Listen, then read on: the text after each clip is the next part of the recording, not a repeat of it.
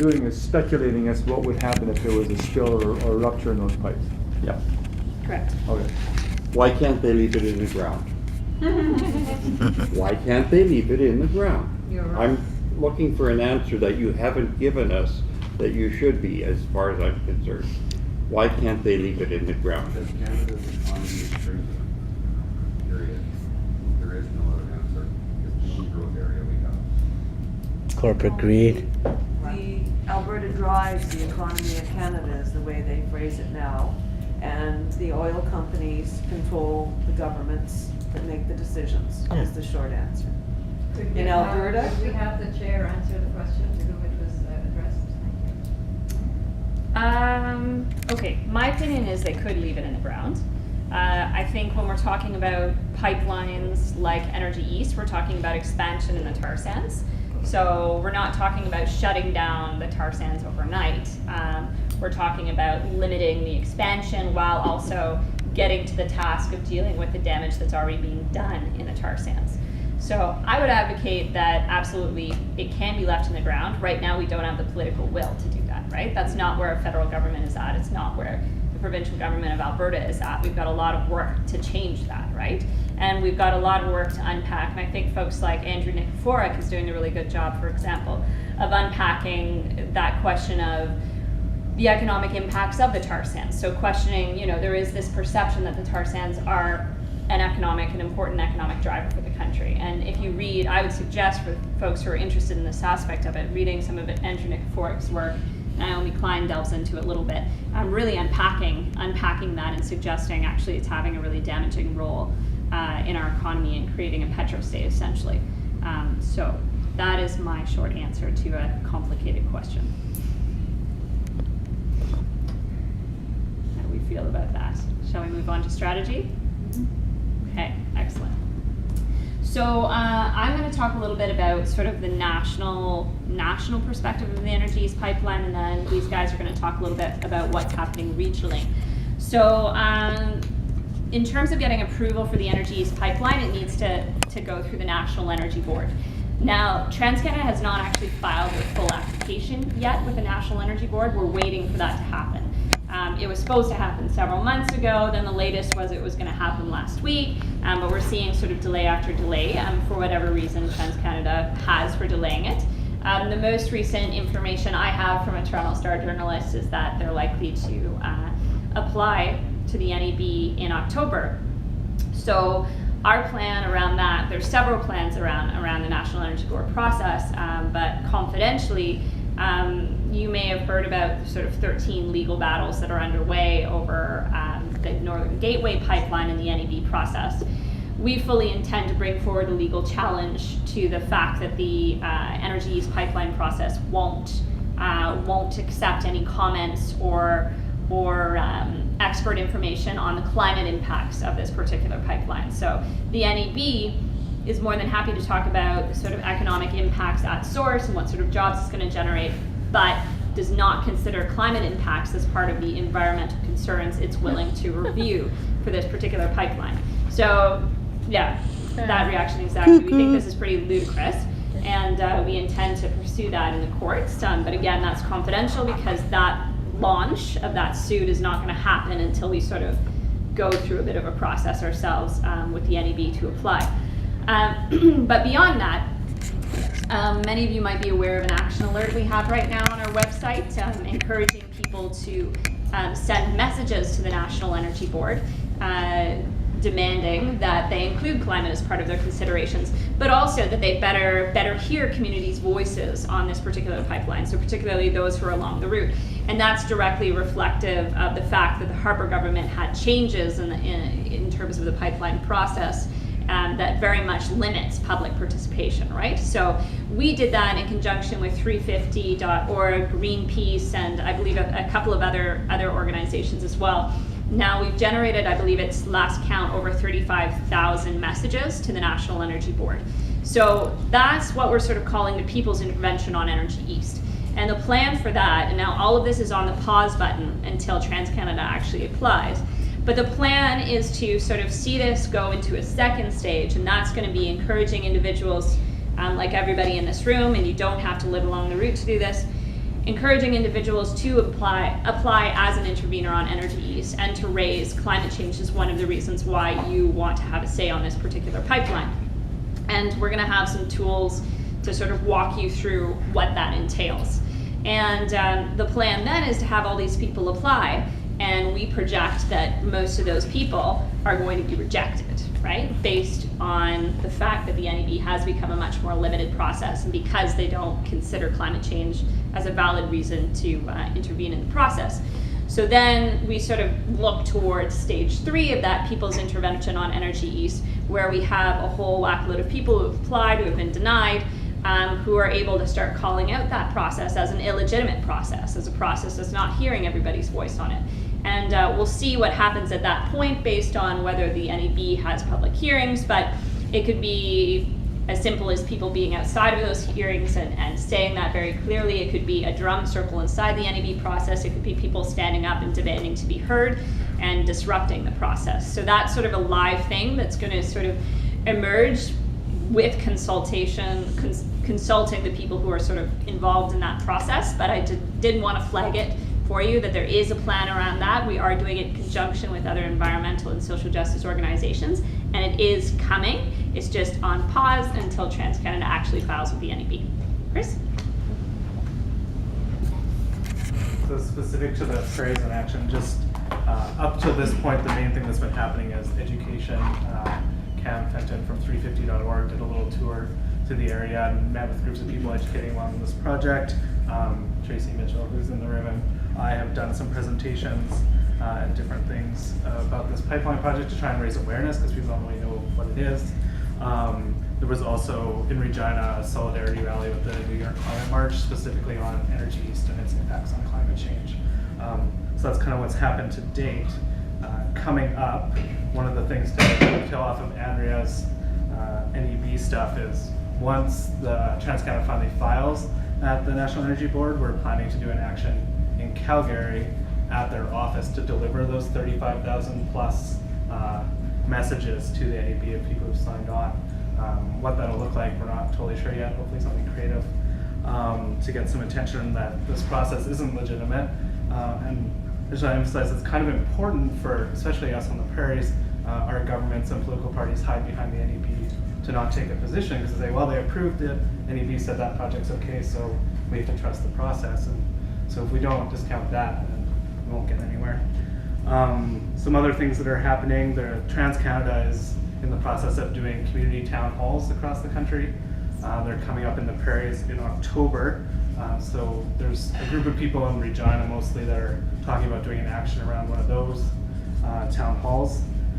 It's interesting because they're only going to small communities, basically. They're not actually stopping in Winnipeg or Regina or major centers where this pipeline's going by, but they'll be in Cabri, Saskatchewan, if you know anyone who lives there.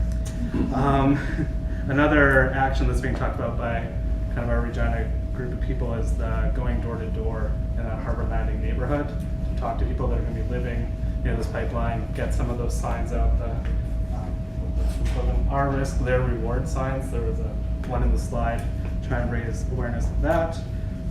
And the other idea that's come up is you'll hear about right away tours in the other regions, talking about doing some sort of awareness tour in the prairies to talk about this project along the pipeline route. And the final thing to mention is we do have if you do live in the prairies, we have an organizing group for Energy East in the prairies. It's a Google group, so I can add you to that group if you want to hear those discussions.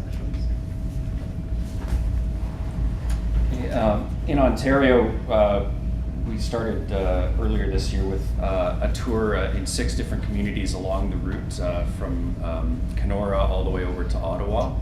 It was a very well attended tour. We had about 1,400 people come out and hear what we had to say. We also, as we were in each community along the way, we were stopping in to meet with municipal officials and mayors and elected officials, media along the route, trying to get them informed as to what's going on and making the linkage between their communities and other communities on the same route. That's a new network we've set up, linking groups in Kenora who are fighting the pipeline, linking them to the folks in North Bay, for example, and in Stittsville and other places, getting them to talk directly to each other because they're all fighting the same the same monster, and if they can share with each other the what's working for them, what resources they have, they're going to be that much farther ahead. We're also driving people towards the Ontario Energy Board. The Ontario Energy Board decided, there was political pressure, I'm sure, involved with it, but they decided that they were going to go out into the community and seek out input from Ontarians that they would then take to the NEB. And they did this because they know that people were not happy with the Line 9 process that the NEB shut down, who could comment on Line 9, and so the OEB is saying, we'll take your comments and we'll bring them to the NEB. Now, you can look at it two ways. That's either a really great sign that the Ontario government is being proactive and looking to organize its own population against this pipeline, or you can look at it as a possibility that it's a means of containing the opposition to the pipeline. It's going to be, it will remain to be seen. It remains to be seen how that's going to play out. But for now, it is a certain opportunity to express, for the citizens to express themselves to the Ontario government, so we're encouraging people to do that. And they got way more than they were expecting. It was good. If you talk to anybody at the Ontario Energy Board, the level of participation in their first rounds of consultation way exceeded their expectations, which is a good sign. Is there second round and third round, or have they decided that yet? There is a second round planned, yeah. So they've already finished one round, and I think it's going to be after the actual filing has come out. They're also waiting for Okay, so they don't TransCanada. have an exact date. Nope, not until TransCanada files. The other thing, we try to be as quick as we can in responding when news stories come up. You might have heard the story about the town of Mattawa, which is along the pipeline route. The story came out that they were receiving a $30,000 donation from TransCanada to buy an emergency vehicle to provide emergency services on the highway through town. But part of the agreement of accepting that money was Section J of the agreement was that the town of Mattawa would not comment on TransCanada's business affairs, which is essentially a gag order. It meant we will never comment on the pipeline project coming up. And when that story came, when we first heard about that, we put out a press release calling it a gag order, and got quite a lot of attention around that. The media really sunk their teeth into it, and it's a good indication of the challenge that we face. At the same time, TransCanada has a phenomenal amount of money to promote this pipeline, and they're spending it. They have teams going across the country, going to every First Nation they can visit, offering resources to those First Nations so they can study the pipeline. And that, in some cases, that's in the range of millions of dollars for some First Nations. They're also going to the town councils and offering money to them as well. And there's no way for us to track it all, but we know that that's their method. And so it's a matter of, when we do find it, reacting as quickly as we can and publicizing it. Enbridge gave $40,000 to the police here to buy a all-terrain vehicle.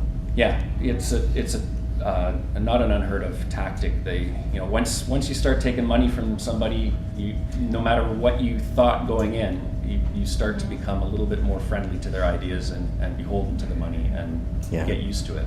So it's something that is a real concern for us. Me too. That's on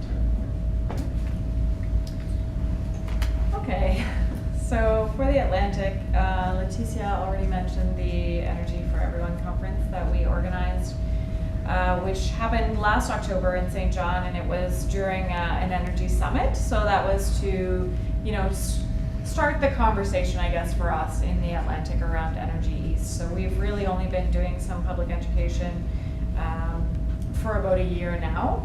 And as was mentioned, we are organizing now an Atlantic tour for Energy East, which is coming up the end of this month and the beginning of next month. So we are planning to go to Halifax, as well as the Digby, Cornwallis area of Nova Scotia. As I was mentioning earlier about the Bay of Fundy, we chose to make a couple of tour stops in Nova Scotia because of that. Halifax is really, a center for political action, or so I like to think, for the region. And there's a lot of interest in Halifax. There was a listserv that was created out of the PowerShift Atlantic conference that happened back in the spring. And actually there's another listserv that was created as well. So if anyone is interested in getting on those, let me know. So that was part of why we wanted to come to Halifax, and also because Megan Leslie, who is the Halifax Member of Parliament, also the NDP Deputy Leader and the critic for the environment, is in Halifax. So we're hoping to meet with her as well while we're there. So then on to Cornwallis, Digby area, and then taking the ferry across to St. John. And we'll hit a few places in the St. John area that, like Hampton, where a watershed will be crossed by the pipeline if it goes through. Also up to the Fredericton area, and then on to Edmundston, which is close to the Quebec border. You just mentioned he's on the tour. Yeah, right. So we have a woman coming who experienced the Gulf of Mexico, the BP spill, who is going to be part of the tour, Cherie Foytlin. And Maud Barlow, of course, is going to be part of the whole tour. And we also have a couple of different speakers. We have Kat Abreu from the Ecology Action Centre at the Halifax stop talking about alternatives. At the Cornwallis stop, we're going to have a local fisherman, Hubert Saunier, who's going to speak there. At the St. John one, we have Maria, I don't remember. Rigby. And she is with the Maritime Fishermen's Union. And then, so that's kind of the first leg of the tour. And then the second leg is going to have Ben Gottschall, who's from Bold, Nebraska, and Maud will be back on the tour, and myself, and then Matt Abbott, who is the Fundy Baykeeper and works with the Conservation Council of New Brunswick, so tying in the bay concerns there as well. So the tour is not just going to be, as Mark was talking a little bit about the Ontario tour, the tour will not just be like the one big public event in the evening and then we move on to the next location. We're also trying to do, some local meetings there. So meeting with municipal politicians, meeting with First Nations leadership, meeting with community groups who are already organizing around Energy East, or perhaps around groups who don't know much about it, but that their industry or their livelihood would be severely impacted if there was some type of spill. So that's the intention with the tour stops there, as well going to sites, where the pipeline will cross through. Actions coming out of the tour.